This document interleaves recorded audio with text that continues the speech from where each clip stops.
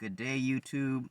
Today we'll be reading the second chapter of The 12th Planet by Zecharia Sitchin, titled The Sudden Civilization.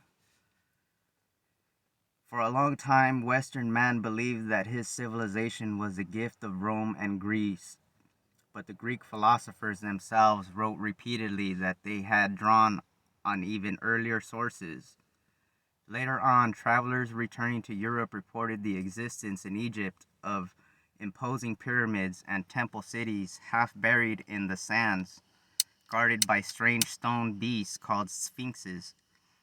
When Napoleon arrived in Egypt in 1799, he took with him scholars to study and explain these ancient monuments. One of his officers found near Rosetta a stone slab on which was carved a proclamation from 196 BC, written in the ancient Egyptian pictographic writing, also known as a hieroglyphic, as well as in two other scripts.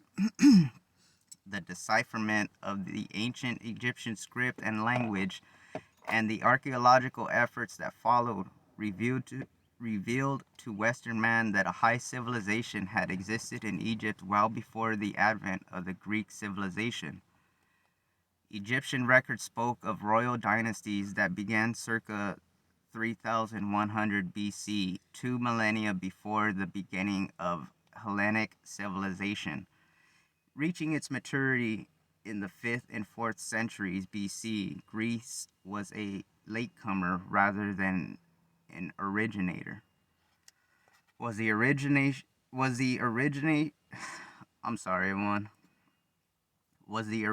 of our civilization then in Egypt? As logical as that conclusion would have seemed, the facts militated against it. Greek scholars did describe visits to Egypt, but the ancient sources of knowledge of which they spoke were found elsewhere. The pre-Hellenic cultures of the Aegean Sea, the Minoan on the island of Crete, and the Mycenaean on the Greek mainland revealed evidence that the Near Eastern, not the Egyptian, culture had been adopted. Syria and Anatolia, not Egypt, were the principal avenues through which an earlier civilization became available to the Greeks. Noting that the Dorian invasion of Greece and the Israelite invasion of Canaan following the exodus from Egypt took place at about the same time, circa the 13th century BC, scholars have been fascinated to discover a growing number of similarities between the Semitic and Hellenic civilizations. Professor Cyrus H. Gordon in the book Forgotten Scripts, Evidence for the Minoan Language, opened up a new field of study by showing that an early Minoan script called Linear A represented a Semitic language. He concluded that the pattern, as distinct from the content of the Hebrew and Minoan civilizations, is the same to a remarkable extent, and pointed out that the island's name Crete, spelled in Minoan Kereta, was the same as Hebrew word Keret, walled city, and had a counterpart in a Semitic tale of a king Keret, spelled Keret. Even the Hellenic alphabet, from which the Latin and our own alphabets derive, came from the Near East. The ancient Greek historians themselves wrote that a Phoenician named Camdis, which is translated to ancient, brought them the alphabet comprising the same number of letters in the same order as in Hebrew. It was the only Greek alphabet when the Trojan War took place. The number of letters was raised to 26 by the poet Simonides of Chios in the 5th century BC. That Greek and Latin writing, and thus the whole foundation of our Western culture, were adopted from the Near East can easily be demonstrated by comparing the order, names, signs, and even numerical values of the original Near Eastern alphabet with the much later ancient Greek and the more recent Latin. The scholars were aware, of course, of Greek contacts with the Near East in the first millennium BC, culminating with the defeat of the Persians by Alexander the Macedonian in 331 BC. Greek records contained much information about these Persians and their lands, which roughly paralleled today's Iran. Judging by the names of their kings, Cyrus, Darius, Xerxes, and the name of their deities, which appear to belong to the Indo-European linguistic stem, scholars reach the conclusion that they were part of the Aryan, or also known as lordly, people that appeared from somewhere near the Caspian Sea toward the end of the second millennium BC and spread westward to Asia Minor, eastward to India, and southward to what the Old Testament called the lands of the Medes and Parsees. Yet all was not that simple. In spite of the assumed foreign origin of these invaders, the Old Testament treated them as part and parcel of biblical events. Cyrus, for example, was considered to be an anointed of Yahweh, quite an unusual relationship between the Hebrew God and a non-Hebrew. According to the biblical book of Ezra, Cyrus acknowledged his mission to rebuild the temple in Jerusalem and stated that he was acting upon orders given by Yahweh, whom he called God of Heaven. Cyrus and the other kings of his dynasty called themselves Achaemenids, after the title adopted by the founder of the dynasty, which was Hasham-Anish. It was not an Aryan, but a perfect Semitic title, which meant wise man. By and large, scholars have neglected to investigate the many leads that may point to similarities between the Hebrew god Yahweh and the deity of Achaemenids called Wise Lord, whom they depicted as hovering in the skies with a winged globe, as shown on the royal sea of Darius. It has been established by now that the cultural, religious, and historic roots of these old Persians go back to the earlier empires of Babylon and Assyria, whose extent and fall is recorded in the Old Testament. The symbols that make up the script that appeared on the Achaemenid monuments and seals were at first considered to be decorative designs. Engelbert Kampfer, who visited Persepolis, the old Persian capital, in 1686, described the signs as cuneates, or wedge-shaped impressions. The script has since been known as cuneiform. As efforts began to decipher the Achaemenid inscriptions, it became clear that they were written in the same script as inscriptions found on ancient artifacts and tablets in Mesopotamia, the plains and highlands that lay between the Tigris and Euphrates rivers. Intrigued by the scattered finds, Paul Emily Botha set out in 1843 to conduct the first major purposeful excavation. He selected a site in northern Mesopotamia near present-day Mosul, now called Khorsabad. Botha was soon able to establish that the cuneiform inscriptions named the place Dur Sharukin. They were Semitic inscriptions in a sister language of Hebrew, and the name meant walled city of the righteous king. Our textbooks call this king Sargon II. This capital of the Assyrian king had as its center a magnificent royal palace, whose walls were lined with sculptured bas-reliefs, which, if placed end to end, would stretch over a mile. Commanding the city and the royal compound was a step pyramid called a ziggurat. It served as a stairway to heaven for the gods. The layout of the city and the sculptures depicted a way of life on a grand scale. The palaces, temples, houses, stables, warehouses, walls, gates, columns, decorations, statues, artworks, towers, ramparts, terraces, gardens, all were completed in just 5 years, according to Georges Continent in a publishing called La Vie quotidienne à Babylone et en Assyrie. The imagination reels before the potential strength of an empire which could accomplish so much in such a short space of time, some 3,000 years ago. Not to be outdone by the French, the English appeared on the scene in the person of Sir Austin Henry Layard, who selected as his site a place 10 miles down the Tigris River from Khorsabad. The natives called it Kuyunjik. It turned out to be the Assyrian capital of Nineveh. Biblical names and events had begun to come to life. Nineveh was the royal capital of Assyria under its last three great rulers, Sennacherib, Esarhaddon, and Ashurbanipal.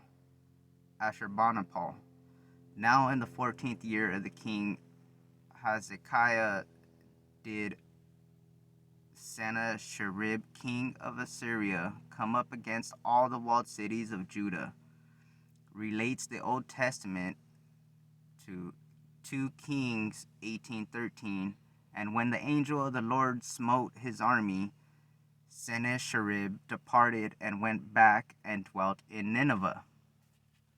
The mounds where Nineveh was built by Sennacherib and Ashurbanipal revealed palaces, temples, and works of art that surpassed those of Sargon. The area where the remains of Esarhaddon's palaces are believed to lie cannot be excavated, for it is now the site of a Muslim mosque erected over the purported burial place of the prophet Jonah, who was swallowed by a whale when he refused to bring Yahweh's message to Nineveh. Layard had read in ancient Greek records that an officer in Alexander's army saw a place of pyramids and remains of an ancient city, a city that was already buried in Alexander's time. Layard dug it up too, and it turned out to be Nimrud, Assyria's military center.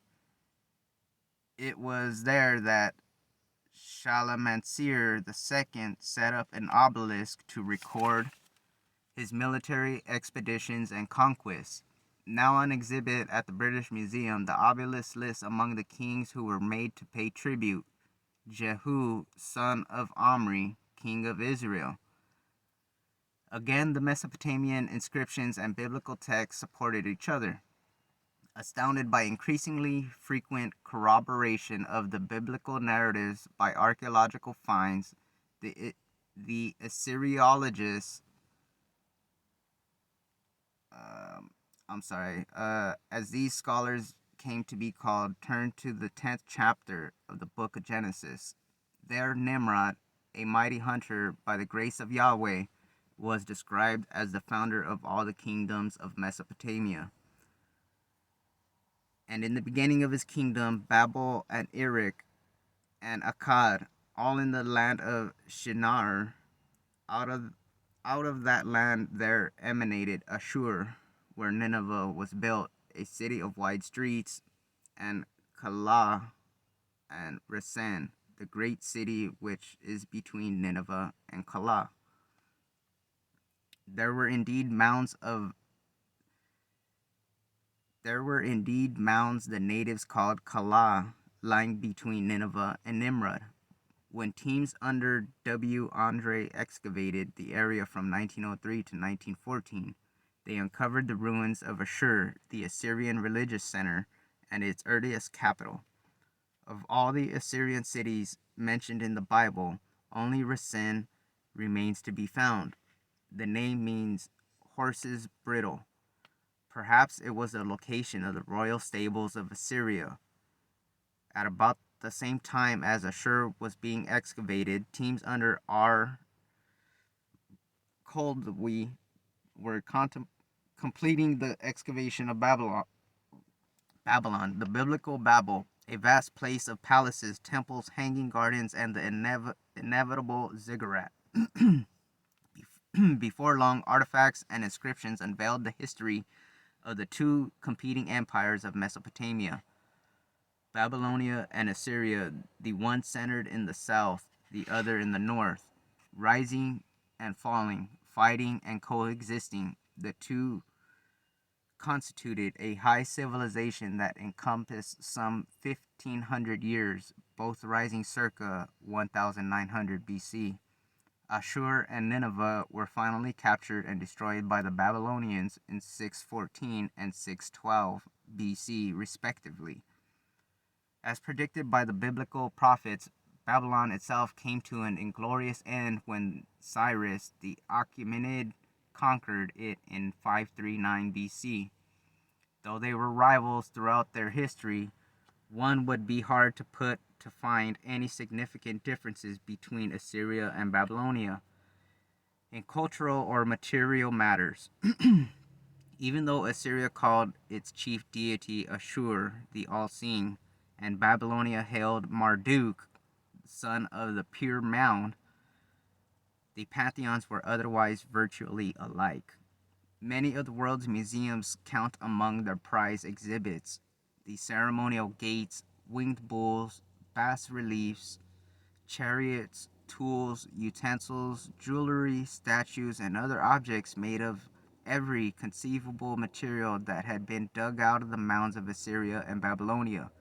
But the true treasures of these kingdoms were their written records, thousands upon thousands of inscriptions in the cuneiform script, including cosmologic tales, epic poems, histories of kings, temple records, commercial contracts, marriage and divorce records, astronomical tables, astrological forecasts, mathematical formulas, geographic lists, grammar and vocabulary school texts, and not least of all, texts dealing with the names, genealogies, epithets, deeds, powers, and duties of the gods, the common language that formed the cultural, historical, and religious bond between Assyria and Babylonia was Akkadian.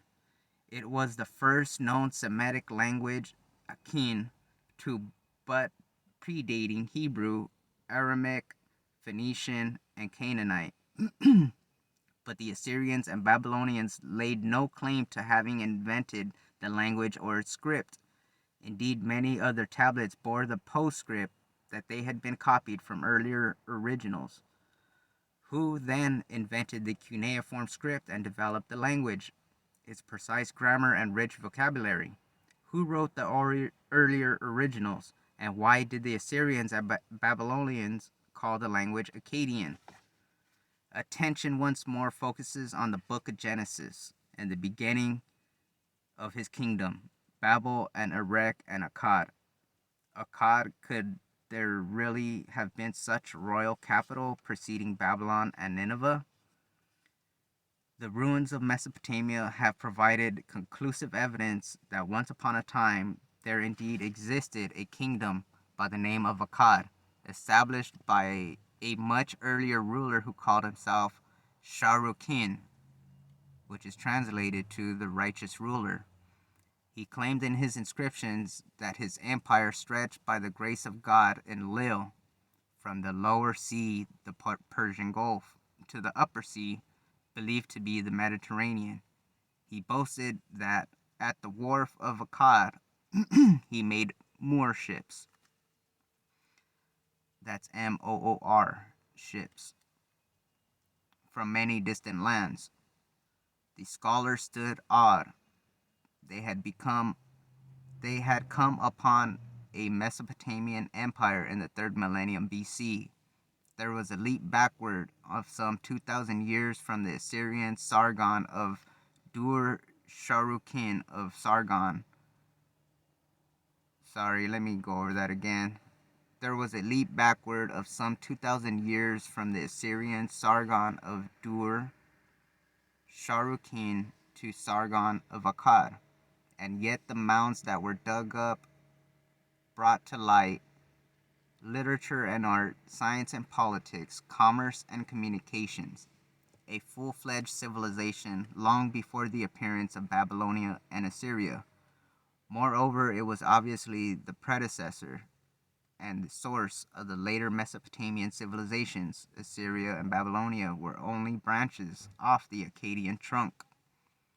The mystery of such an early Mesopotamian civilization deepened, however, as inscriptions recording the achievements and genealogy of Sargon of Akkad were found. They stated that his full title was King of Akkad, King of Kish. They explained that before he assumed the throne, he had been a counselor to the rulers of Kish. Was there then, the scholars asked themselves, an even earlier kingdom, that of Kish, which preceded Akkad? Once again, the biblical verses gained in significance. And Cush begot Nimrod. He was first to be a hero in the land, and the beginning of his kingdom, Babel and Erech and Akkad. Many scholars have speculated that Sargon of Akkad was a biblical Nimrod. If one reads Kish for Cush in the above biblical verses, it would seem Nimrod was indeed preceded by Kish, as claimed by Sargon. The scholars then began to accept literally the rest of, of his inscriptions. He defeated Uruk and tore down its wall. He was victorious in the battle with the inhabitants of Ur. He defeated the entire territory of Lagash as far as the sea. Was the biblical Uruk identical with the Uruk of Sargon's inscriptions? As a site now called Warka was unearthed, that was found to be the case, and the Ur referred to by Sargon was none other than the biblical Ur, the Mesopotamian birthplace of Abraham. Not only did the archaeological discoveries vindicate the biblical records, it also appeared certain that there must have been kingdoms and cities and civilizations in Mesopotamia even before the 3rd millennium BC. The only question was, how far back did one have to go to find the first civilized kingdom? The key that unlocked the puzzle was yet another language. Scholars quickly realized that names had a meaning not only in Hebrew and in the Old Testament, but throughout the ancient Near East. All the Akkadian, Babylonian, and Assyrian names of persons and places had a meaning, but the names of rulers that preceded Sargon of Akkad did not make sense at all. The king at whose court Sargon was a counselor was called Urzababa. The king who reigned in Erech was named Lugal-Zagasi, and so on. Lecturing before the Royal Asiatic Society in 1853, Sir Henry Rawlinson pointed out that such names were neither Semitic nor Indo-European. Indeed, they seemed to belong to no known group of languages or peoples. But if names had a meaning, what was the mysterious language in which they had the meaning? Scholars took another look at the Akkadian inscriptions. Basically, the Akkadian cuneiform script was syllabic. Each sign stood for a complete syllable: ab, ba, bat, etc. Yet the script made extensive use of signs that were not phonetic syllables, but conveyed the meanings: God, city, country, or life, exalted, and the like. The only possible explanation for this phenomenon was that these signs were remains of an earlier writing method which used pictographs. Akkadian then must have been preceded by another language that used a writing method akin to the Egyptian hieroglyphics. It was soon obvious that an earlier language, and not just an earlier form of writing, was involved here. Scholars found that Akkadian inscriptions and texts were made extensive use of loanwords, words borrowed and tacked from another language, in the same way that a modern Frenchman would borrow the English word weekend. This was especially true where scientific or technical terminology was involved, and also in matters of dealing with the gods and the heavens. One of the greatest finds of Akkadian texts was the ruins of a library assembled in Nineveh by Ashurbanipal. Layard and his colleagues carted away from the site 25,000 tablets, many of which were described by the ancient scribes as copies of olden texts. A group of 23 tablets ended with the statement 23rd tablet, language of Sumer not changed. Another text bore an enigmatic statement by Ashurbanipal himself. The god scribes had bestowed on me the gift of the knowledge of his art. I had been initiated into the secrets of writing. I can even read the intricate tablets in Sumerian. I understand the enigmatic words in the stone carvings from the days before the flood. The claim by Ashurbanipal that he could read intricate tablets in Sumerian and understand the words written on tablets from the days before the flood only increased the mystery. But in January of 1869, Jules Oppert suggested to the French Society of Numismatics and Archaeology that recognition be given to the existence of pre-Akkadian language and people, pointing out that the early rulers of Mesopotamia proclaimed their legitimacy by taking the title King of Sumer and Akkad. He suggested that the people be called Sumerians and their land Sumer. Except for mispronouncing the name, it should have been Shumer, not Sumer. Oppert was right. Sumer was not a mysterious, distant land, but the early name for southern Mesopotamia, just as the book of Genesis had clearly stated. The royal cities of Babylon and Akkad and Erech were in the land of Shinar. Shinar was a biblical name for Shumer. Once the scholars had accepted these conclusions, the floodgates were opened. The Akkadian references to the olden text became meaningful, and scholars soon realized that tablets with long columns of words were in fact Akkadian Sumerian lexicons and dictionaries, prepared in Assyria and Babylonia for their own study of the first written language, Sumerian. And we're going to stop there because the second chapter is quite long and obviously goes into quite detail.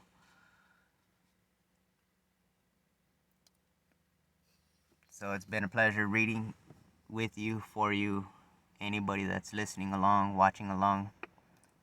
Any questions at all is greatly appreciated. Any questions at all. Thank you, everyone. Have a blessed day. Be safe out there.